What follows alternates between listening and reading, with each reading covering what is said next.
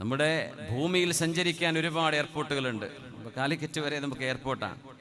അത് കൊണ്ടോട്ടിയാണെങ്കിലും നമ്മൾ മലപ്പുറക്കാർ ഭയങ്കര മനുഷ്യന്മാരുടെ എന്തൊരു വിശാലതയാ, എന്തൊരു വിശാലതയാ. മലപ്പുറത്ത് കൊണ്ടുവന്ന എയർപോർട്ടിന് പോയിക്കോട്ടെ, കോഴിക്കോടിന് കിട്ടിക്കോട്ടെ, അതിൻ്റെ പെരുമ. കാലിക്കറ്റ് എയർപോർട്ട് സംഗതി മലപ്പുറം ജില്ലയിലാണ് അല്ലേ? കാലിക്കറ്റ് യൂണിവേഴ്സിറ്റി തേഞ്ഞിപ്പലം മലപ്പുറം ജില്ലയിലാണ്. വേണ്ട, അത് ഊര് കൊണ്ടുപോയിക്കോട്ടെ, കോഴിക്കോട് നമ്മൾ അടുത്തുള്ള നാടല്ലേ, അവർക്ക് കിട്ടിക്കോട്ടെ. എല്ലാ പെരുമയും നമ്മൾ ബാക്കിയുള്ളവർക്ക് കൊടുക്കുകയാണ്. എന്നിട്ട് എല്ലാ ചവറും നമ്മളെ തലേക്ക് വരും ചെയ്യുന്നുണ്ട്. നമ്മൾ ഭാഗ്യവാന്മാരാ, ഈ മാങ്ങളുടെത്തെ ഏറ് വരുള്ളൂ. അതുകൊണ്ട് മലപ്പുറം ജില്ല അങ്ങനെ കേൾക്കുമ്പോൾ ചിലക്കൊരു അസുഖമാണ്. പക്ഷെ ഈ ജില്ലയിൽ വന്ന് താമസിക്കുന്ന മതേതര സമൂഹത്തിൻ്റെ ഒരു സമാധാനം കേരളത്തിൽ ഏതു ജില്ലയിലാണുള്ളത് എന്ന് ഞാൻ ചോദിക്കാൻ ധൈര്യപ്പെടുകയാണ്. മലപ്പുറം ഹെഡ്ക്വാർട്ടേഴ്സ് നിൽക്കുന്ന നമ്മുടെ കുന്നുമ്മലടക്കം ചർച്ചും ഹൈന്ദവ ദേവാലയവും മസ്ജിദും നിൽക്കുന്ന അന്തസ്സോടെ മലപ്പുറം ജില്ലയിലെ ഏതെങ്കിലും ഒരിടത്ത് വർഗീയ കലാപങ്ങൾ ഉണ്ടായത് നമുക്കറിയുമോ?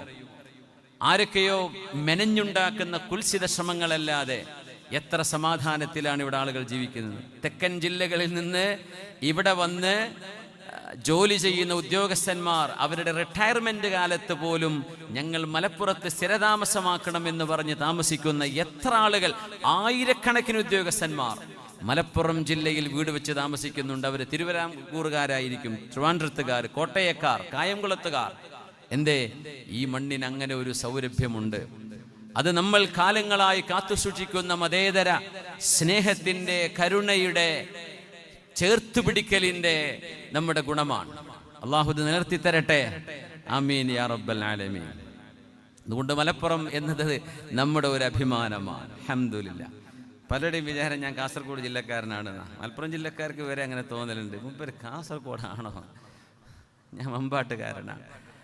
അപ്പോൾ അത് പലപ്പോഴും വേള് പറയാൻ വേണ്ടി വിളിക്കുന്നത് കൂടുതലും പണ്ടേ കാസർഗോട്ടുകാർക്ക് വേള് പറയലും വേള് പറയിപ്പിക്കലും വലിയ പിരിശമുള്ള നാട്ടുകാരാണ്. അങ്ങനെ അവരോട് പറയല് പിരിശെന്ന് പറയും.